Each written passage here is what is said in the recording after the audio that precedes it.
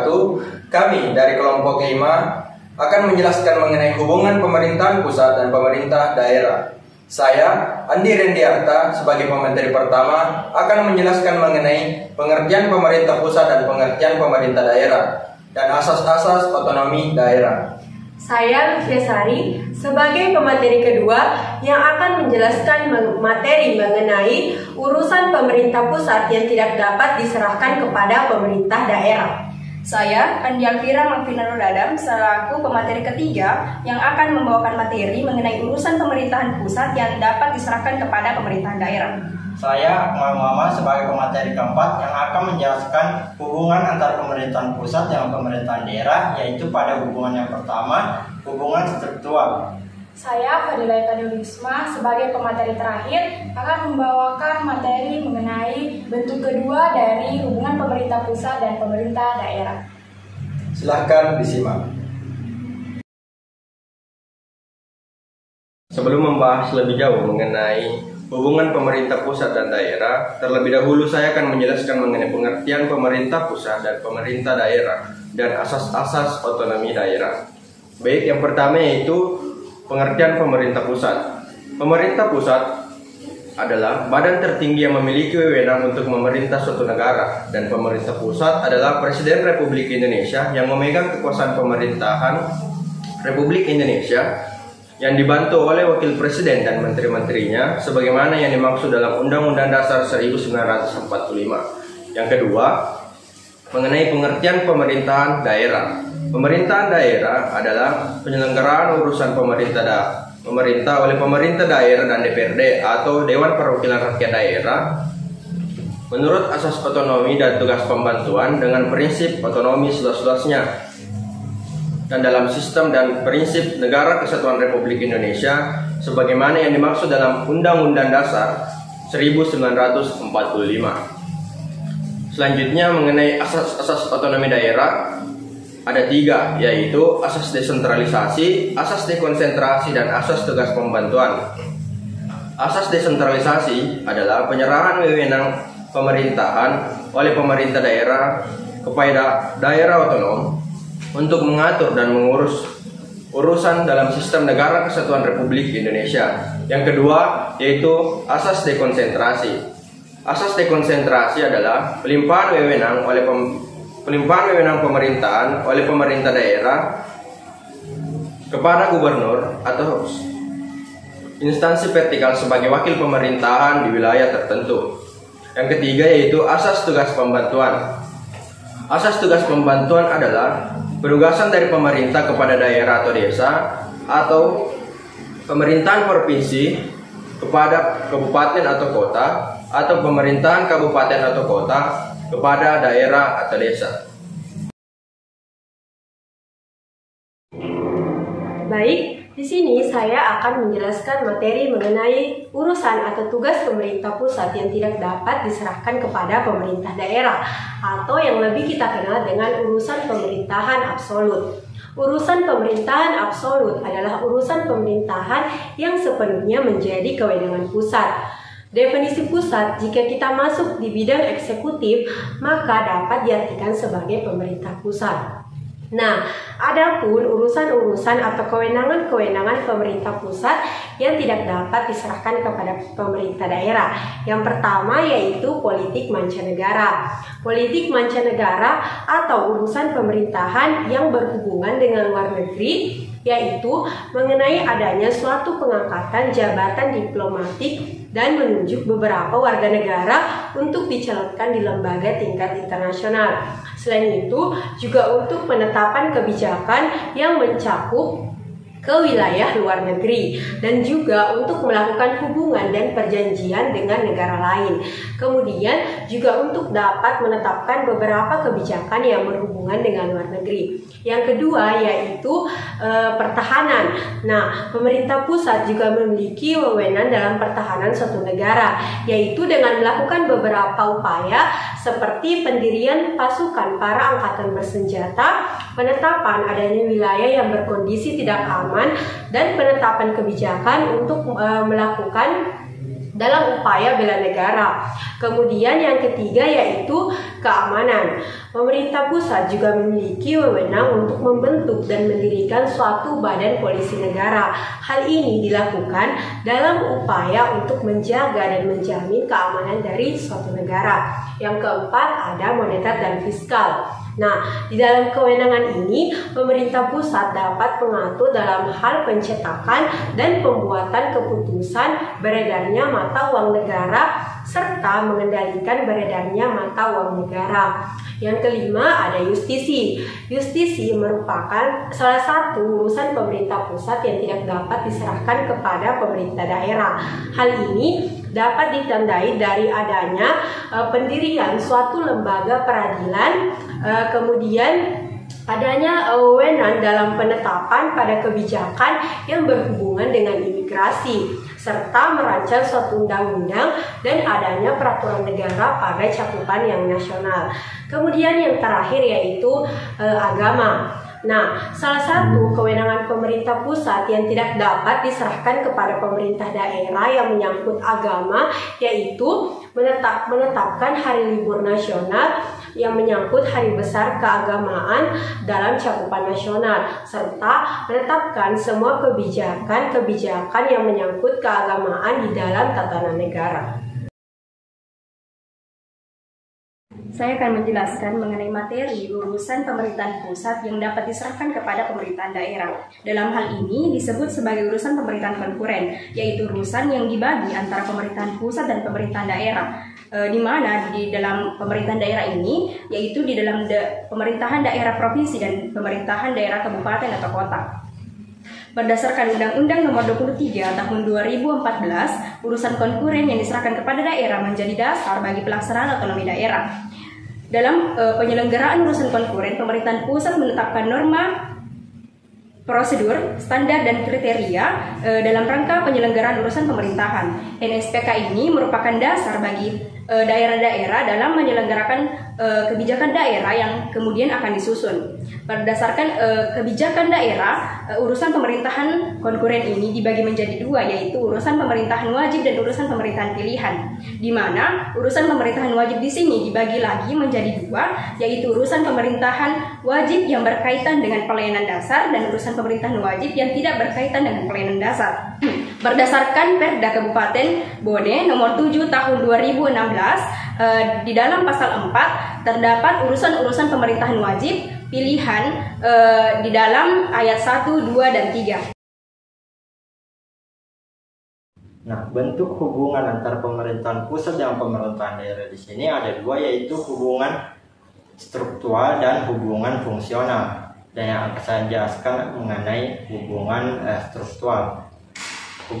Hubungan struktural ini dalam ketentuannya itu dimaksudkan agar penyelenggaraan pemerintahan daerah dapat tetap menjamin adanya prinsip keadilan dan prinsip keselarasan.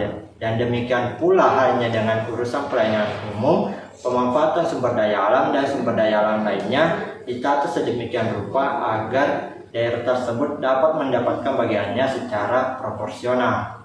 Nah, ditinjau dari sudut hubungan antara pemerintahan pusat dan pemerintahan daerah dapat kita lihat dari adanya penyelenggaraan pemerintahan, di mana kebijakan desentralisasi dimaksudkan untuk memberikan kewenangannya kepada daerah untuk mengatur dan mengurus rumah tangganya sendiri dalam ikatan negara kesatuan Republik Indonesia, bahwa tanggung jawab akhir dari pemerintahan daerah atau penyelenggaraan urusan-urusan yang diserahkan kepada daerah menjadi tanggung jawab pemerintahan pusat, dan kemudian dampak akhir dari penyelenggaraan tersebut akan menjadi tanggung jawab negara.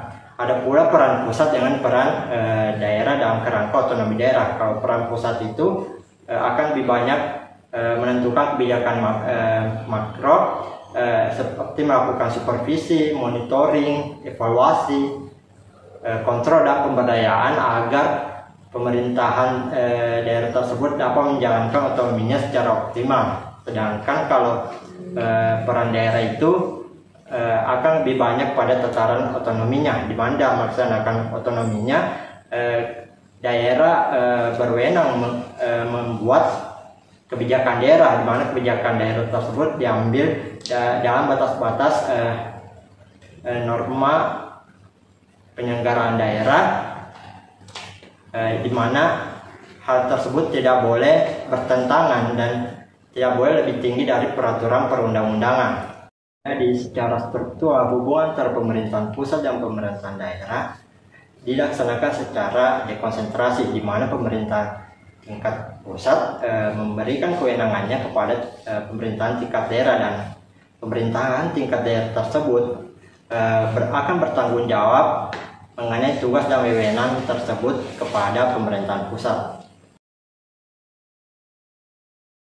Bentuk kedua dari hubungan pemerintah pusat dan pemerintah daerah yaitu adalah hubungan fungsional. Nah, hubungan fungsional antara pemerintah pusat dan pemerintah daerah merupakan hubungan yang didasarkan pada fungsi masing-masing pemerintahan yang saling mempengaruhi dan saling bergantung antara satu sama lain. Pada dasarnya, pemerintah pusat dan pemerintah daerah mempunyai hubungan yang saling berkaitan antara satu sama lain, di mana terletak pada visi, misi, tujuan, dan fungsinya masing-masing. Nah, adapun beberapa contoh hubungan pemerintah pusat dan pemerintah daerah yaitu seperti hubungan dalam bidang keuangan, pemanfaatan sumber daya alam, pelayanan publik, maupun pemanfaatan sumber daya lain antara pemerintah pusat dan pemerintah daerah yang diatur secara adil berdasarkan undang-undang. Nah, kemudian secara konsep dasar hubungan antara pemerintah pusat dan pemerintah daerah secara fungsional berdasarkan Undang-Undang Nomor 23 Tahun 2014 tentang pemerintahan daerah, yaitu yang pertama, memperbesar kewenangan dan tanggung jawab daerah otonom. Yang kedua,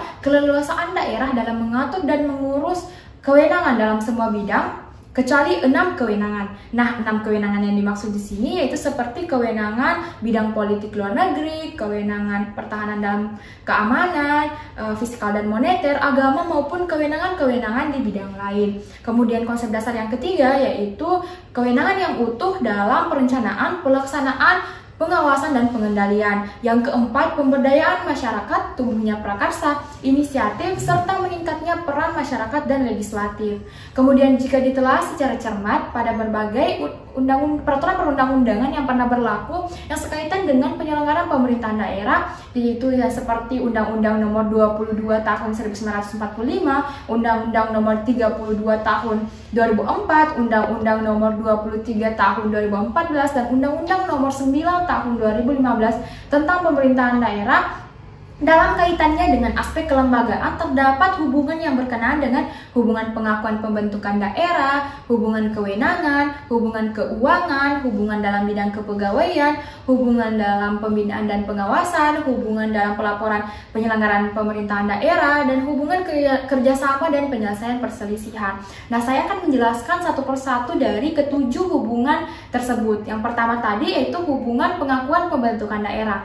Nah, berdasarkan pasal 18 Undang-Undang Dasar 1945, negara mengakui dan menghormati satuan-satuan pemerintahan daerah yang bersifat khusus atau istimewa berdasarkan peraturan perundang-undangan. Nah, dan kesatuan-kesatuan masyarakat hukum adat beserta hak-hak tradisionalnya sepanjang masih hidup dan sesuai dengan perkembangan masyarakat dan prinsip NKRI yang diatur dalam undang-undang. Kemudian yang kedua yaitu hubungan kewenangan.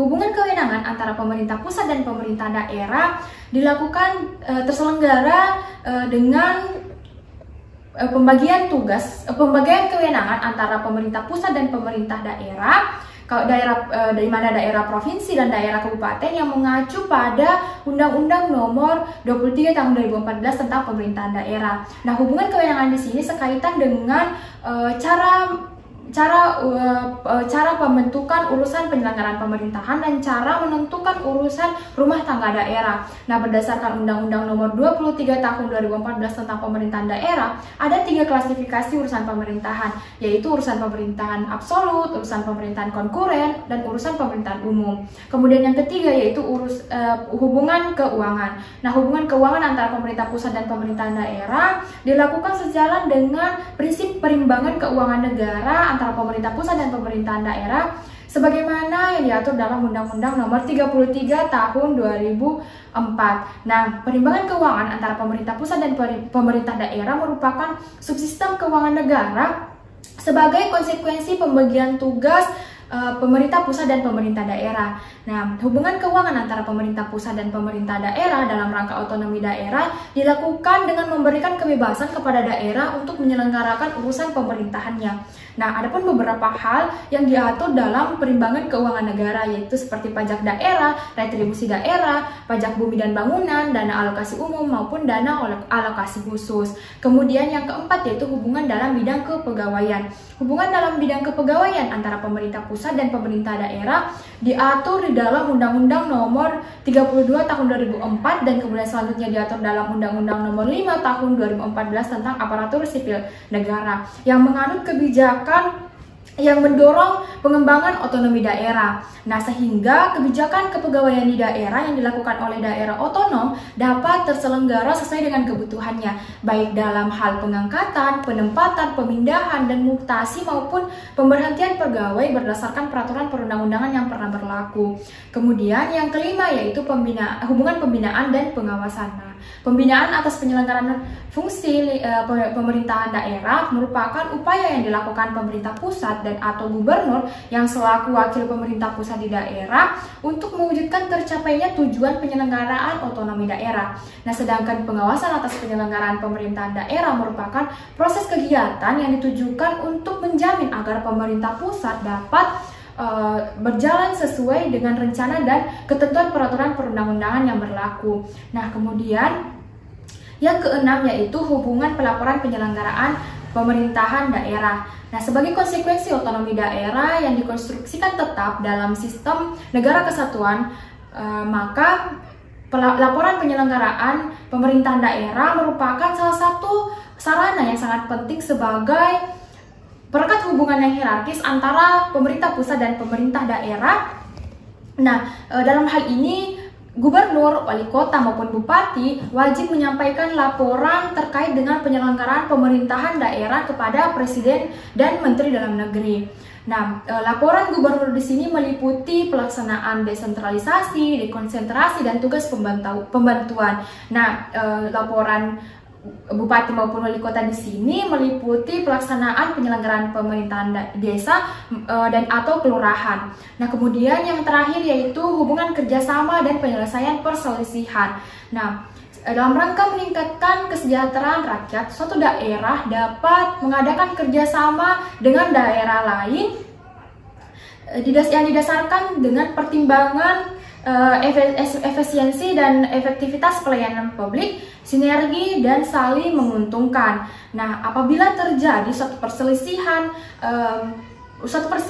dalam penyelenggaraan fungsi pemerintahan antar kabupaten atau kota dalam satu provinsi, maka diselesaikan oleh gubernur. Nah, dalam hal ini gubernur dapat berkonsultasi dengan presiden dalam pemerintah pusat dalam menyelesaikan suatu perselisihan yang dimaksud. Nah, apabila terjadi suatu perselisihan dalam penyelenggaraan fungsi pemerintahan antar provinsi, baik itu antar provinsi dan kabupaten atau kota dalam satu wilayahnya maupun antar provinsi dan kabupaten atau kota di luar wilayahnya, maka diselesaikan oleh Menteri Dalam Negeri. Nah, dalam hal ini Menteri Dalam Negeri dapat berkonsultasi dengan Presiden. Nah, jadi keputusan gubernur dan Menteri Dalam Negeri dalam dalam menyelesaikan suatu perselisihan dalam penyelenggaraan fungsi pemerintahan itu adalah bersifat final dan tidak dapat diganggu-gugat. Itulah yang dapat saya sampaikan terkait dengan bentuk kedua dari hubungan pemerintah pusat dan pemerintah daerah.